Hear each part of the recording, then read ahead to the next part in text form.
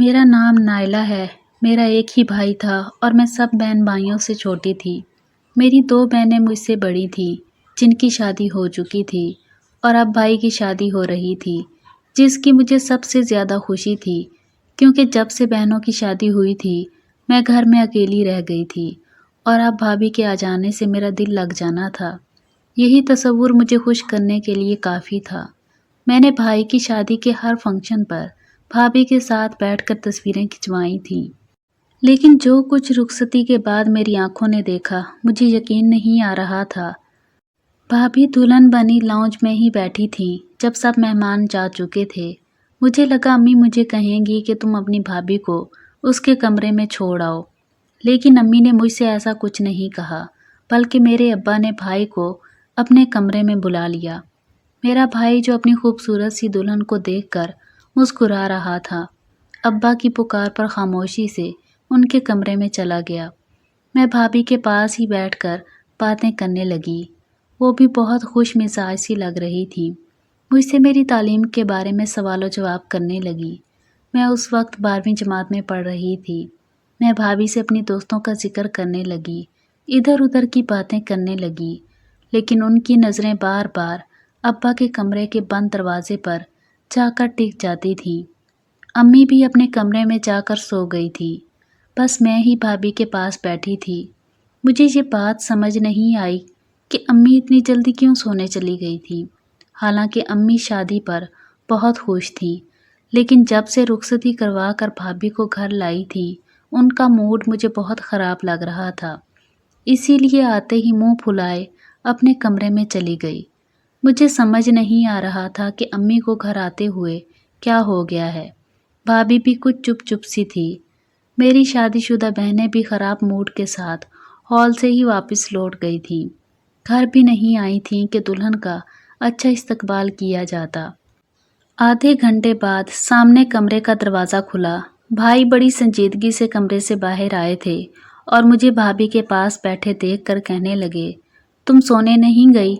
अपने कमरे में जाओ, जाकर अपने कमरे में सो जाओ। मुझे भाई की बात पर बड़ी हैरत हुई कि वो किस रूखे लहजे में बात कर रहे हैं, लेकिन उसके बाद जो बात भाई ने भाभी से कही, वो सुनकर मुझे हैरत का झटका लगा। कहने लगे, राबिया तुम अब्बा के कमरे में जाओ, वो तुम्हें बुला रहे हैं। मैं जो अपने कमरे की जानिब बढ़ रही थी, मेरे कदम वहीं रुक गए। मैंने पलटकर देखा, भाभी भी भाई को हैरत से देख रही थी कि वो उनसे क्या कह रहे हैं। शादी की पहली रात को भला कौन सी दुल्हन यूं सजी संवरी ससुर के कमरे में जाती है। एक बात और कि मेरी वालदा और वालिद अलग अलग कमरों में सोते थे। इससे पहले कि मैं देखती भाभी क्या जवाब देती हैं, भाई ने मुझे अपने कमरे में भेज दिया। मैं अपने कमरे में आकर दरवाज़ा बंद कर लिया, लेकिन मैं इतनी भी छोटी ना थी कि इन बातों को समझ ना सकती। मैं कमरे में तो आ गई थी, लेकिन मेरा पूरा ध्यान बाहर था। मैं पहले तो अपने बेड पर बैठ गई कि आखिर अब्बा ने भाभी को अपने कमरे में क्यों बुलाया था। मैं कुछ देर तो अपने कमरे में ही बेचैन सी रही, लेकिन उसके बाद मैंने अपने कपड़े तब्दील किए और अपने कमरे का दरवाज़ा ज़रा सा खोला। जो कुछ मुझे सामने नज़र आया वो मुझे उलझन में डाल गया था। भाई बाहर नहीं थे और भाभी अब्बा के कमरे से निकली थी और बेतहाशा रो रही थी। तकरीबन 1 घंटे बाद मैंने अपने कमरे से झांक कर देखा। रोते हुए वो अपने कमरे में चली गई। न जाने क्यों, लेकिन मेरा दिल बुझ सा गया था। मेरी भाभी खूबसूरत होने के साथ साथ मासूम सी भी थी। पता नहीं क्या वजह थी, क्यों रो रही थी, न जाने क्यों, लेकिन मुझे रात भर चैन से नींद नहीं आई। बमुश्किल फजर के बाद मैं सोई। मेरी आंख एक शोर से खुली थी। मैं हड़बड़ा कर उठ बैठी। मुझे लगा अम्मी किसी पर चिल्ला रही हैं। मैं हैरान थी कि सुबह सुबह अम्मी क्यों चीख रही हैं। मैंने झट से लहाफ उतार कर साइड पर रखा और तेज़ी से कमरे से बाहर निकली, लेकिन सामने का मंजर देखकर दंग सी रह गई। अम्मी मेरी नई नवेली भाभी पर चिल्ला रही थीं। कह रही थीं कि मुझे ज़बान चलाने वाली औरतें बिल्कुल पसंद नहीं हैं। खबरदार जो तुमने आज के बाद मुझे किसी बात का जवाब दिया हो, चलो और जाकर किचन में नाश्ता बनाओ। मैं अपनी माँ का ये रूप देखकर हैरान परेशान थी। मेरी शादीशुदा बहनें अभी अपने शौहरों और बच्चों के साथ वहाँ मौजूद थीं। مجھے حیرت سی ہو رہی تھی کہ ایک دن کی دلہن کے ساتھ میری ماں ایسا بھی رویہ کیسے اختیار کر سکتی ہے۔ میں تیزی سے آگے بڑھی اور امی سے کہا کہ ناشتہ میں بنا دیتی ہوں، بھابھی کی ابھی رات کو ہی تو شادی ہوئی ہے۔ لیکن میری بات پر امی ہتھے سے اکھڑ گئی، کہنے لگی خبردار جو تم نے اس لڑکی کی حمایت کی، آج کے بعد گھر کا سارا کام یہی کرے گی۔ میری بھابھی کچن میں چلی گئی۔ میری بہنیں کہنے لگیں، امی ہماری تو ہمارے سسرال میں ناک کٹ گئی ہے کہ اکلوتا بھائی جس کی شادی اتنے چاؤ سے کی اور اس کے سسرال والوں نے ہمیں سونے کی کوئی چیز نہیں پہنائی، اونچی دکان پھیکا پکوان۔ میری بہن نے نفرت سے کہا تو اب میں سمجھی کہ میری ماں اور بہنوں کا کس بات پر منہ سوجا ہوا تھا کہ میری بھابھی جہیز اتنا نہیں لائی تھی۔ مجھے بہنوں کی سوچ پر افسوس ہو رہا تھا کہ جب امی بھی شروع ہو گئی، میرا ایک ہی بیٹا تھا، کتنے پیسے لگ گئے تھے اس کی شادی پر۔ مجھے تو لگا تھا امیر لوگ ہیں، گاڑی تو ضرور میرے بیٹے کو جہیز میں ملے گی، لیکن نہیں، ایسے کنجوس لوگ کہ بس اپنی خوبصورت بلا ہی خالی ہاتھ ہمارے پلے باندھ دی۔ میری بھابھی اس وقت آم سے ہولیے میں کچن میں ناشتہ بنا رہی تھی، کہیں سے بھی ایک دن کی دلہن نہیں لگ رہی تھی، اور میری ماں بہنوں کو جہیز نہ ملنے کا قلق ستائے جا رہا تھا۔ میرا جی چاہا کہ بھائی کے کمرے میں جاؤں اور ان سے کہوں کہ اپنی ماں اور بہنوں کا رویہ اپنی ایک دن کی دلہن کے ساتھ جا کر دیکھ لو، جن بہنوں کی خواہش کو پورا کرنے کے لیے تم نے خود شادی دیر سے کی۔ میرا بھائی سب سے بڑا تھا اور تھا بھی گھر والوں کا نہایت ہی فرما بردار، اسی لیے دونوں بہنوں کی شادی پر میرے بھائی نے بہت جہیز دیا تھا، اور جب اس کی اپنی شادی ہوئی تو انہیں توقع کے مطابق کچھ نہیں ملا تھا۔ بھائی جب کمرے سے باہر نکلے تو حشاش بشاش تھے۔ اپنی نئی دلہن کو کچن میں کام کرتے دیکھ کر وہ بھی کچھ نہ بولے۔ امی سے بہت ڈرتے تھے۔ میں جانتی تھی کہ میرا بھائی میری والدہ کا بہت فرمانبردار تھا، اس لیے میں جانتی تھی کہ امی جیسی سوچ ہی بھائی کی ہوگی۔ ابھی میرا یہ افسوس ہی کم نہ ہوا تھا کہ ابا جب اپنے کمرے سے باہر نکلے تو بہت خوش نظر آ رہے تھے۔ ابا کو دیکھ کر مجھے یاد آنے لگا کہ بھابھی دلہن بنی رات کو ابا کے کمرے سے روتی ہوئی باہر نکلی تھی۔ مجھے لگا شاید ابا نے بھی کم جہیز ملنے پر ہی بھابھی کو تانے مارے ہوں گے، لیکن بات تو کچھ اور ہی تھی۔ ابا جب ناشتے کی میز پر بیٹھے تو میری بھابھی کی میرے ابا کو دیکھ کر رنگت سی اڑ گئی۔ وہ حد درجہ گھبرائی ہوئی تھی۔ میں بھابھی کے چہرے کی بدحواسی دیکھ کر حیران تھی، اور اپنے ابا کے چہرے کی مسکراہٹ دیکھ کر مجھے اندر ہی اندر برا لگ رہا تھا۔ پھر تو سب کا یہی رویہ بھابھی کے ساتھ شروع ہو گیا۔ وہ ہر وقت ڈری سہمی سی رہنے لگی، سارا دن وہ کام کرتی رہتی، اور رات کو جب بھائی گھر آتے تو ابا کے کمرے میں چلے جاتے، اور جب وہ کمرے سے باہر نکلتے تو بھابھی کو اشارہ کرتے کہ وہ ابا کے کمرے میں چلی جائے۔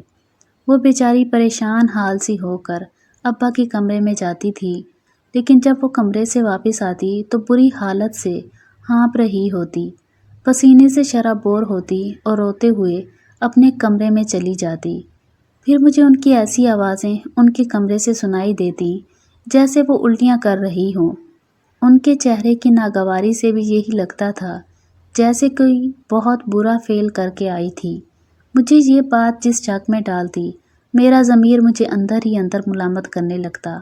پورا دن میری ماں میری بھابھی کا جینا دو بھر کیے رکھتی، اور رات کو وہ 2 گھنٹے ابا کے کمرے میں گزار کر واپس آتی تھی، اور آتے ہی اپنے کمرے میں چلی جاتی اور نہا کر واپس آتی۔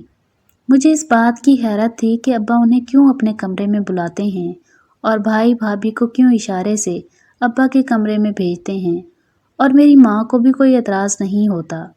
ایک بار میری بھابھی کچن میں برتن دھو رہی تھی، میں اپنے کمرے میں تھی، لیکن مجھے بھابھی کی فکر ستانے لگی۔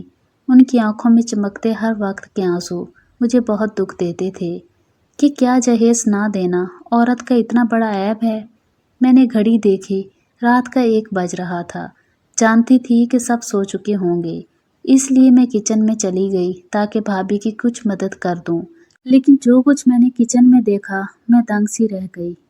میری بھابھی کے ہاتھ میں موبائل تھا اور کسی کے ساتھ فون پر باتیں کر رہی تھی۔ وہ موبائل شاید میرے بھائی کا تھا۔ भाई उस वक्त सो चुके थे। हो सकता है वो चोरी छुपे से वो मोबाइल लेकर आती हो और अपने घर वालों से बातें करती हो।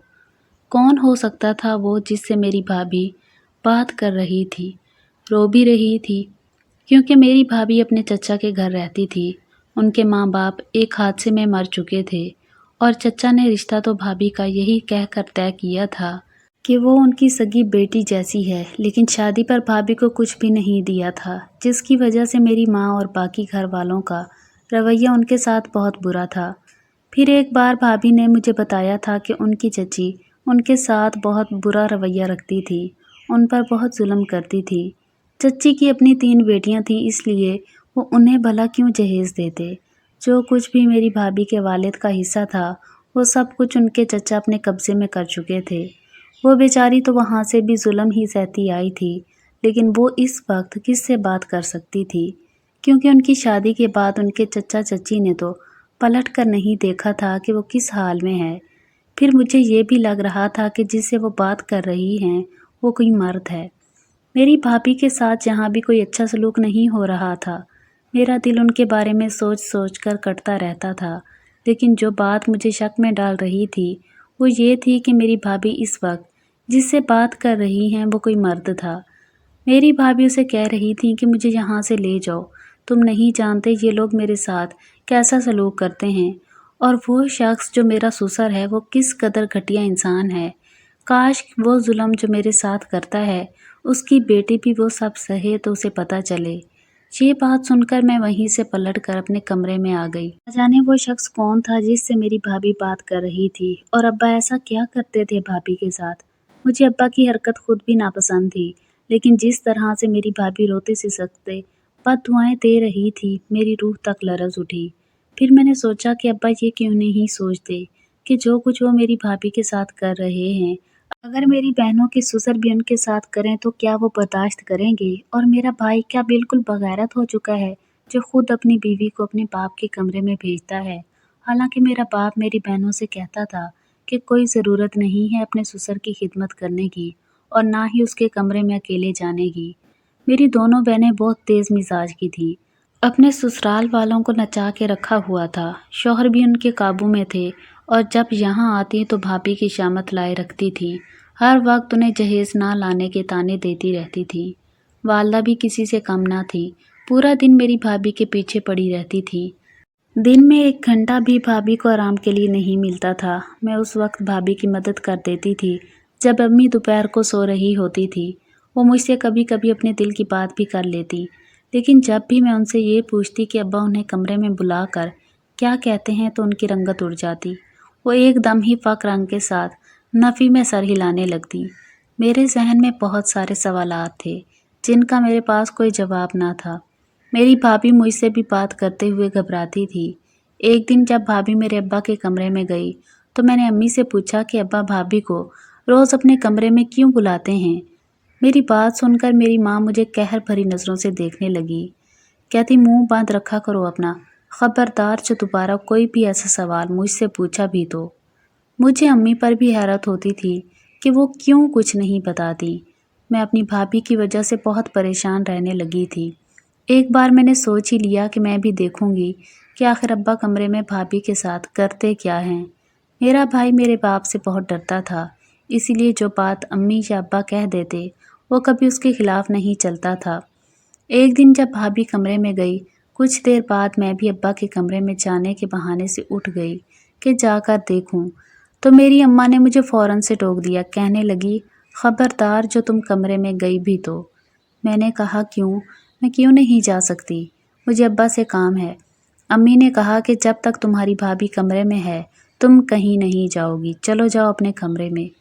एक रात जो कुछ मेरी आंखों ने देखा मैं सोच भी नहीं सकती थी। मैं रात को किचन में जाने लगी, मुझे प्यास लग रही थी, लेकिन जैसे ही मैं लाउंज में से होती हुई किचन की तरफ बढ़ने लगी, सामने लाउंज का दरवाज़ा खुला था।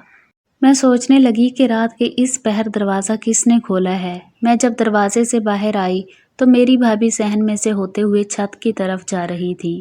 मैं ये सोच रही थी कि इस वक्त वो छत पर क्या करने जा रही हैं।